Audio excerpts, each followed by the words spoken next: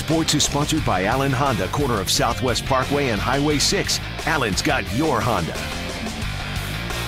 From the KBTX Sports Center, News 3 Sports starts now. Baseball for the Magnolia State. The 18th ranked Aggie baseball team to return to conference play tonight in game 1 of their series against Mississippi State. We'll pick things up in the 7th inning. Ags down 3-2, but not for long. That's George Yancha sending this 1-0 offering way back and over the wall. Junior looks like he's finally found his stroke. The solo shot ties things at 3. Next inning, Ags would take the lead. Will Frizzell chopping this one to second, but it's good enough to plate home Alante Wingate for a sacrifice RBI. Maroon and White up 4-3 at this point. Then later in the frame, it's Yancha going to work again. This one staying in the park, but it's going to drive home 2 more runs. A 2 RBI single for a 6-3 Texas A&M advantage. That would be your final score in this one. Ags win game 1 6-3. They're back in action tomorrow at 6:30. Sam Houston State opening its series with McNeese State tonight with a 4-3 win over the Cowboys. Game 2 of that series tomorrow afternoon at 3. To the high school baseball scoreboard, A&M Consolidated beating Rudder 8-3 to clinch a playoff spot. Vikings lose their regular season finale to Temple 5-4. Madisonville over West in 8 innings 8-6. Brenham doubles up Magnolia 2-1. Navasota shutting out Smithville tonight 6-0. It was a bit like Christmas morning for the Aggie softball team today as they broke in their new stadium, the Davis Diamond, tonight against Auburn. A capacity crowd of 2,100 filled in for the opening game at the stadium. First RBI in Davis Diamond history belonging to Riley Sarton. In the 4th inning, Sarton's base hit to center field sends Blake Ann Fritsch home to give Texas A&M a 1-0 lead. And that brings out the Bubbles. Same frame, it's Kelby Fortenberry sending a shot over a leaping Casey McCracken that allows Caitlin Alderink and Sarton to both score, capping off a 3-run inning. Fortenberry was 2 for 2 in the ballgame tonight. Auburn, though, would get on the board in the 6th. Alyssa Riviera slapping a base hit to left center. Brittany Marcette rounds 3rd and scores, cutting the A&M lead to 3-1. The Tigers would get the tying run at the plate in the 7th, but can't capitalize. Trinity Harrington gets the ground out to end the ballgame, tossing a complete game 4-hitter. Aggies win their Davis Diamond debut, beating Auburn 3-1. I'm thrilled to get a win tonight. You know, I wanted this to be all about winning and not get too caught up in the excitement, and that's really hard to do, but I'm just really proud that we could come here with all the distractions, really good distractions, but with all the distractions, a different routine, hitting pregame on the field, all the things that we never do, and coming out here and just looking settled in, looking confident, and taking over a game.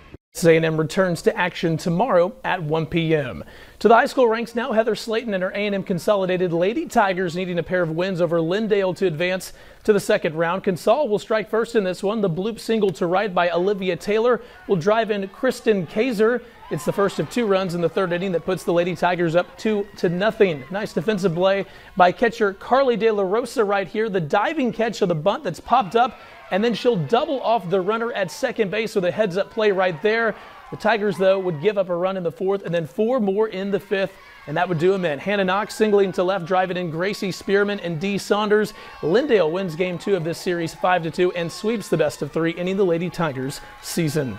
The news not any better for Bryan as we go to the scoreboard. Lady Vikings eliminated by Lindale 8-3, White House 8-3. College Station beating Corsicana 9-1. Lexington advances with a 4-0 win over Whitney. The Arizona Cardinals select Christian Kirk, wide receiver, Texas A&M. A Texas Aggie staying home in Arizona, the 47th pick in this year's draft. The Arizona Cardinals selected Scottsdale, Arizona native and former Aggie wideout Christian Kirk. In 3 seasons at A&M, Kirk amassed over 2,800 receiving yards and 26 touchdowns.